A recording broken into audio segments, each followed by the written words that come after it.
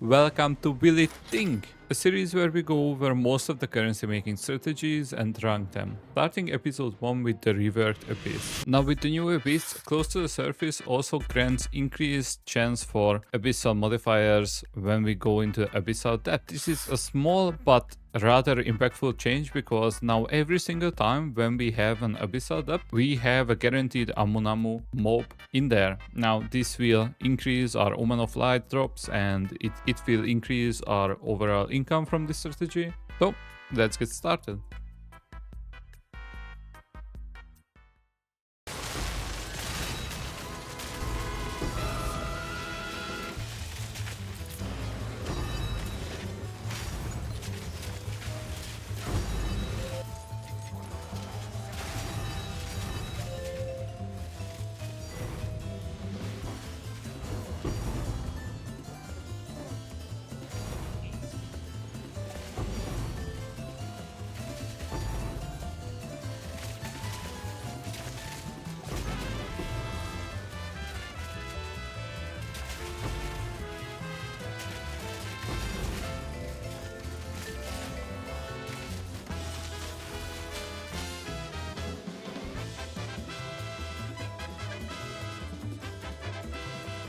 So let's talk about the numbers, what we used and how much did we actually make. We ran 50 corrupted maps. The total cost was around 150 exalts.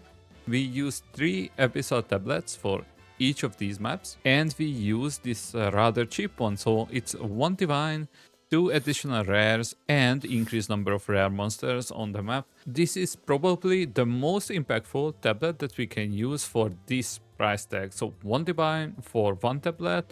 I've seen them even cheaper. We will have a lot of Amunamu modded abyssal monsters. Now this is good for us because we will get the Omen of Light or the abyssal echoes. For the total grand cost of 15.5 divines, we have 50 maps that we can run with 3 abyssal tablets, and as you've seen, these maps are rather profitable. So here are the total numbers. So we made overall 96.5 divines profit in around 3.5 hours. So we have close to 2 divines profit per map. And for my character, each map took around 4.5 minutes. Now, some maps are faster, some are slower. Depends on the layout and the amount of stuff that you have in there. But 4.5 minutes, let's just say that it's rather conservative. The profit per hour will fluctuate depending on your character, if it's faster or slower, but for me it was close to 26 divines per hour profit running this Strat. A few things to mention: I've got a Heart of Well diamond jewel with double gain as extra and attack speed. That was 5 divines. I did not calculate in the overall profit. And I dropped the Rakietas. That again was not calculated in the profit. With those it would be way higher, but these drops are just RNG. So as you move around the map, you will unlock all the Jade Islands and stuff like that, and eventually you will drop Rakietas as well. So you can pump up these numbers quite high. For the abyssal setup, here is the actual abyssal wheel that we are taking. So we are taking 2, 1, and 2 here. So this is to have extra chance for omens, have the guaranteed Amanamu mob spawning, and we have the increased effectiveness of monsters up to 100% for each close speed.